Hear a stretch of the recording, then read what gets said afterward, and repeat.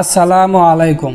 দাম্পত্য জীবনের স্বামী স্ত্রী পরস্পর যদি একে অপরকে আল্লাহর জন্য ভালোবাসে এবং নিজের জন্য যা পছন্দ করে তার সঙ্গীর জন্য তাই পছন্দ করে, তবে তারা উভয়ে ইমানের প্রকৃত স্বাদ আস্বাদ পাবে। হাদিসে এসেছে, হযরত আনাস রাদিয়াল্লাহু তাআলা আনহু বর্ণনা করেন, রাসূলুল্লাহ সাল্লাল্লাহু আলাইহি সাল্লাম বলেছেন, যার মধ্যে তিনটি বৈশিষ্ট্য রয়েছে সে ইমানের স্বাদ অনুভব করবে। তার মধ্যে রয়েছে 1 নম্বর, অন্য সবার তুলনায় যার কাছে আল্লাহ ও তার রসুল অধিক প্রিয়। 2 নম্বর, যে শুধু আল্লাহর সন্তুষ্টির জন্য তার বান্দাকে ভালোবাসে। 3 নম্বর, যাকে আল্লাহ কুফর থেকে মুক্তি দিয়েছেন, তারপর সে কুফরের দিকে ফিরিয়ে যাওয়াকে এমন অপছন্দ করে যেমন আগুনে নিক্ষিপ্ত হওয়াকে অপছন্দ করে। মুসলিম শরীফের হাদিস।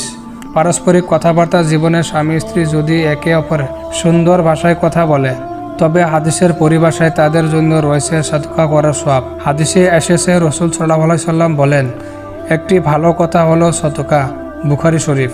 অবসরে স্ত্রীর সঙ্গে একান্তে বসে কিছু গল্পজব করা, তার মনের কথা জানা বোঝা, তার কোনো চাহিদা থাকলে তা জেনে নিয়ে পূরণ করা স্বামীর জন্য জরুরি।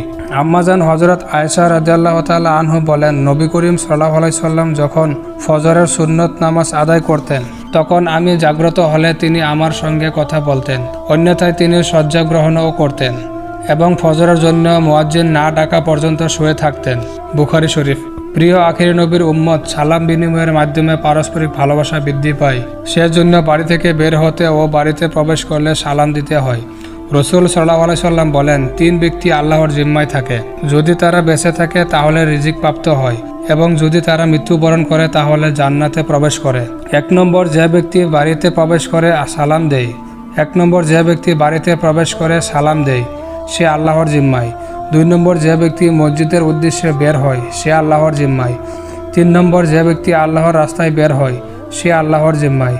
আবু দাউদ শরীফ। অন্য একটি হাদিসে এসেছে, রাসূল সাল্লাল্লাহু আলাইহি সাল্লাম বলেছেন, যে স্বামী তার স্ত্রীর কপালে হাত রেখে কপালে হাত বুলিয়ে দেয়, তার স্ত্রী যদি ঘুমিয়ে যায় তখন সারা রাত নফল নামাজের সওয়াব আল্লাহ তার আমলনামায় দান করেন।